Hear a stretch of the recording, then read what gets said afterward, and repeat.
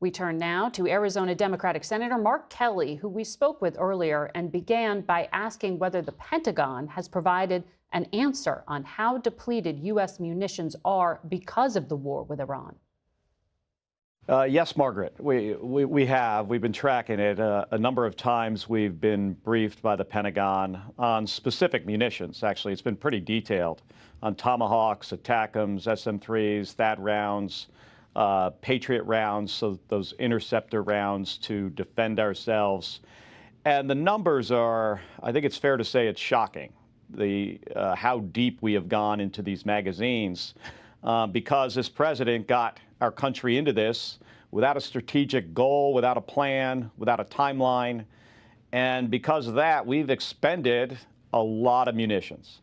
And that means the American people are less safe, whether it's a conflict in the Western Pacific with China or somewhere else in the world. The munitions are depleted. You may have seen me ask the Secretary of Defense this question about how long it's going to take to replenish. We're talking about years. Well, you know, Admiral Paparo, the head of U.S. Pacific Command, was recently asked in front of Congress about American readiness and whether the diversion to the Middle East was hurting it. He said he did not see any real cost on our ability to deter China. From what you have heard, when you say it's shocking, do you think that the U.S. would be able to defend, for example, Taiwan if China tries to move against it? Or are you saying we are not in a position to do that right now? Well, it all depends on the length of a conflict. You know, a conflict that lasts a matter of days or just weeks. I think we're well positioned to do that. If a conflict goes on for months or years, when it takes years to replenish some of these munitions, of course we're going to be in a worse posture than we otherwise would be in if this war in Iran didn't happen. And by the way, Margaret, what are the American people getting out of this? I mean, this president said he wasn't going to start any new wars. He was going to bring down costs. He's done exactly the opposite. War against Iran, costs on everything are up. Well, that is true. Of course, you know, their argument that this was an inevitable conflict in some ways. But when it comes to making America ready to defend our allies and ourselves, does what you describe basically make it impossible for a Democrat like yourself to say no to that request from the White House for $1.5 trillion in defense spending? Well, first of all, let me just back up a second. Things like this, nothing is inevitable. There are always other options. During the Obama administration, the Iran deal, the JCPOA kept the enrichment at a lower level. Donald Trump tore that up. That's the reason we're here. But this also was not inevitable. There were other things that we could do.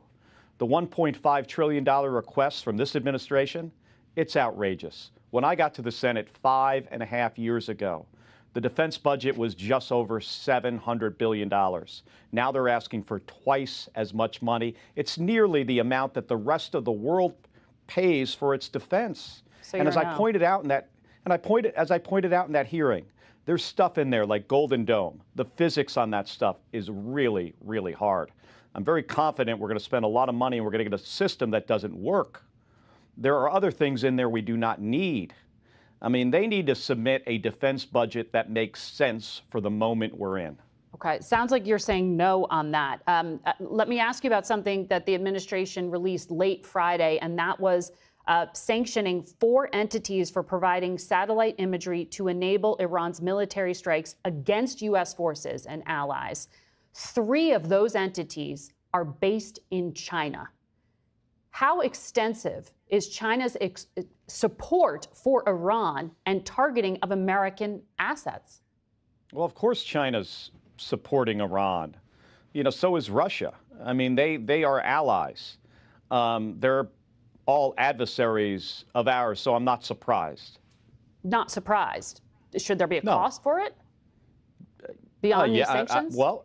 I think, you know, sanctions on whether it's on the Chinese for supporting Iran or the Russians, you know, for their war against our ally in Ukraine, you know, sanctions are a tool we have to try to get an effect from our adversaries. And this administration is not using the sanctions power it has with regards to Russia. I mean, we're trying to get them to put more sanctions on Russia And this administration has been lifting sanctions on the Russians. There is, you mentioned Russia, there is this 3-day ceasefire in the Ukraine war to allow prisoner exchanges and this parade that Vladimir Putin holds annually. He said yesterday the Ukraine conflict may be, quote, coming to an end, but it is still a serious matter. We know the American diplomacy has failed to date.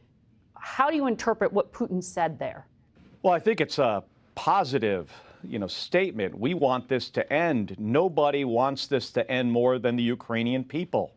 I'm going to be traveling back to Ukraine here in about 3 weeks or so to meet with government officials to get firsthand what the status of the conflict is, to hear from the Ukrainian people.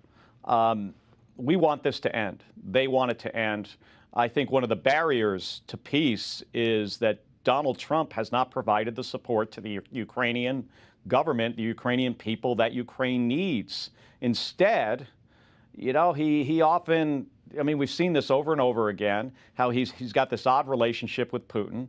He refuses to press Putin in a way. He's backed off on sanctions. Mm-hmm. He's not put the pressure on the Russian government with the tools that we actually have to get an outcome and get this conflict to end. Well, we'll see if that position changes since the diplomacy, Secretary Rubio says, has not progressed. I want to ask you about your own case here. You were in court this past week. You are suing Defense Secretary Hegseth on the grounds that he violated your free speech rights. The Justice Department is arguing the video you made was calling on active duty service members to reject legal orders. I know you say it was just to resist illegal orders. You've said it's going to go to the Supreme Court. Why do you think that that's where this is headed? Well, Margaret, I actually don't know, how this thing ends. The Supreme Court could take it up. Maybe they decide not to. I do know this, that Pete Hegseth and Donald Trump tend to double down on bad ideas. That's why, I said that. But, the bottom line on this thing is this isn't about me. I said something. It was very clear what we said. Do not obey illegal orders.